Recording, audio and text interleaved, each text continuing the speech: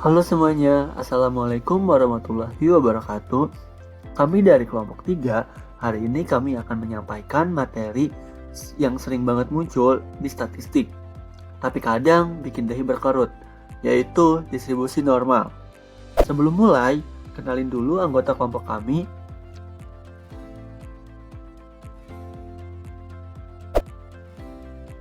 Nah, pada materi kali ini, kami akan membahas tentang pengertian dan karakteristik distribusi normal, rumus distribusi normal, dan definisi z-score, kemudian contoh kasus distribusi normal.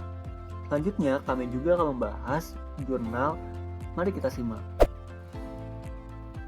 Pengertian distribusi normal. Apa sih itu distribusi normal? Sekarang, coba kita bayangkan. Kita ngumpulin data tinggi badan semua mahasiswa di kelas ini. Kira-kira bakal ada yang tinggi banget, ada yang pendek, tapi kebanyakan ada di tengah-tengah kan. Nah, kalau kita plot datanya, biasanya bakal membentuk kurva yang mulus, kayak lonceng. Itulah distribusi normal. Jadi, distribusi normal itu adalah distribusi probabilitas kontinu berbentuk kurva simetris. Pola yang sering banget muncul dalam data kehidupan nyata, entah itu nilai ujian, tinggi badan, atau bahkan berat bayi yang baru lahir. Nah, kalau kalian lihat grafiknya, distribusi normal itu memiliki karakteristik. Yang pertama, simetris tengah terhadap mean, artinya jumlah data di kanan dan jumlah data di kiri rata-rata itu seimbang. Yang kedua, bentuknya kayak lonceng. Yang ketiga, kurva bersifat asimptotik, yaitu tidak pernah menyentuh sumbu X. Yang keempat, memenuhi aturan empirical rules 68, 95, 99, 7. Yang kelima, tidak ada skewness berlebih, yang berarti data terlalu miring ke kiri atau ke kanan, sehingga tidak simetris dan tidak memenuhi syarat distribusi normal. Selanjutnya, tidak semua data otomatis normal ya. Ada syaratnya. Yang pertama, data sampel harus cukup banyak, gak boleh terlalu banyak outlier atau nilai ekstrim, tidak boleh ada strictness berlebih, dan datanya harus kontinu, bukan data kategori. Nah, buat yang suka perhitungan, ini dia rumus distribusi normalnya.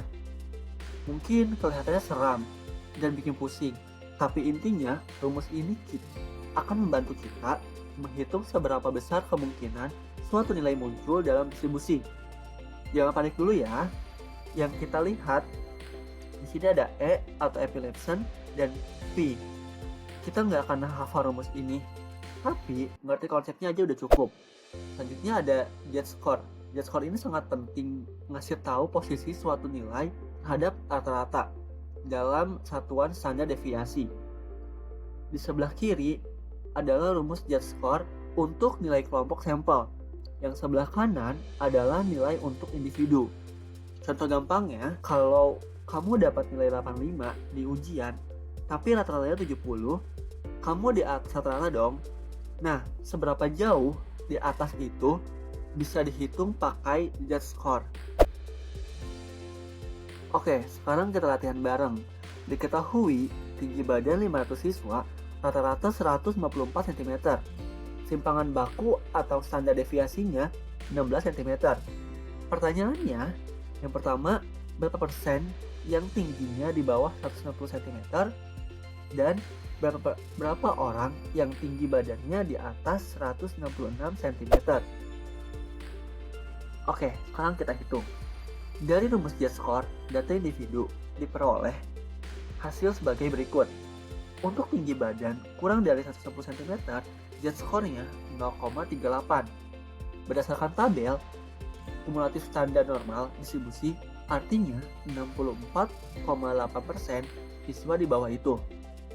Kemudian, untuk tinggi badan dari 166 cm, z-score-nya 0,75. Sisanya 0,2266 atau sekitar 113 orang dari 500 orang berdasarkan perhitungan ini.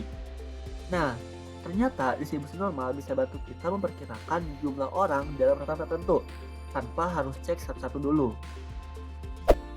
Selanjutnya kami juga sudah mengulas jurnal.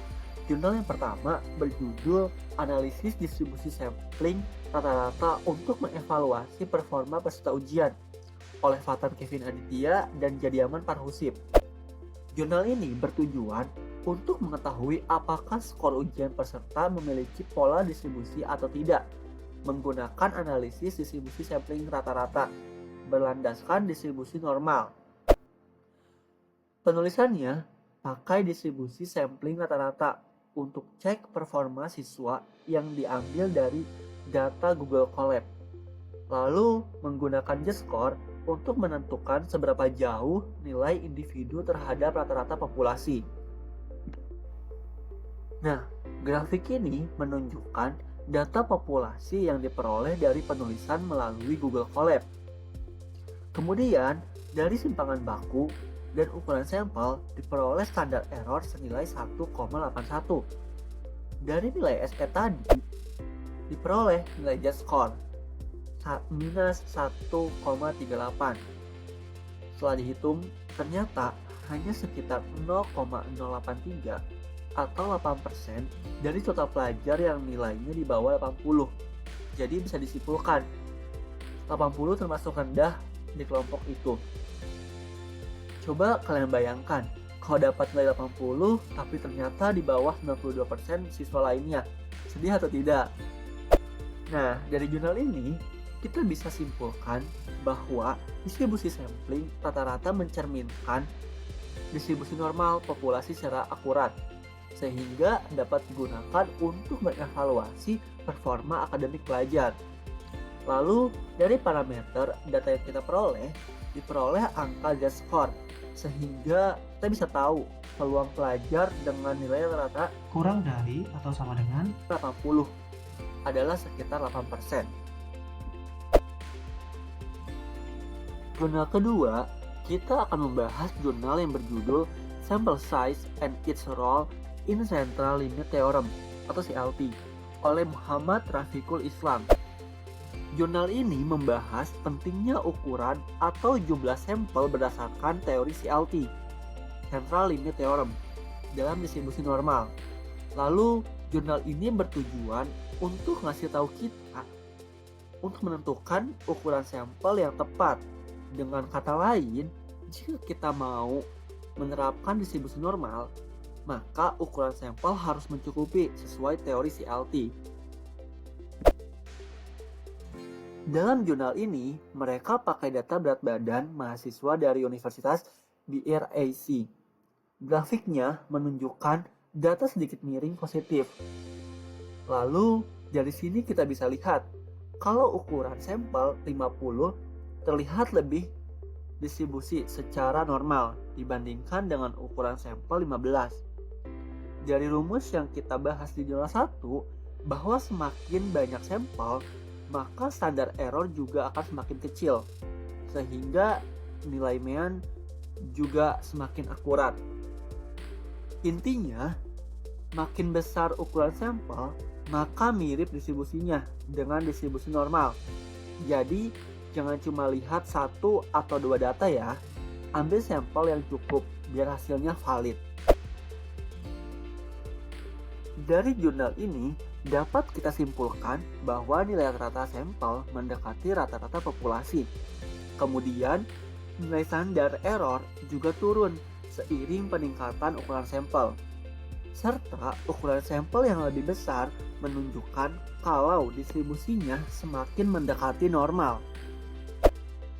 Tadi, kita dapat simpulkan bahwa distribusi normal banyak sekali dipakai di dunia nyata, seperti mengevaluasi akademik, tinggi badan, dan lain sebagainya. Nah, Z-score dan tabel distribusi normal tadi membantu sekali kita dalam menghitung fungsi probabilitasnya. Yang terakhir, CLT. Ini menunjukkan kalau semakin banyak data rata-rata sampelnya, maka distribusinya akan semakin normal, dan analisis statistik menjadi lebih valid dan andal. Baik, itulah materi yang kami sampaikan mengenai distribusi normal. Terima kasih, sampai jumpa. Wassalamualaikum warahmatullahi wabarakatuh.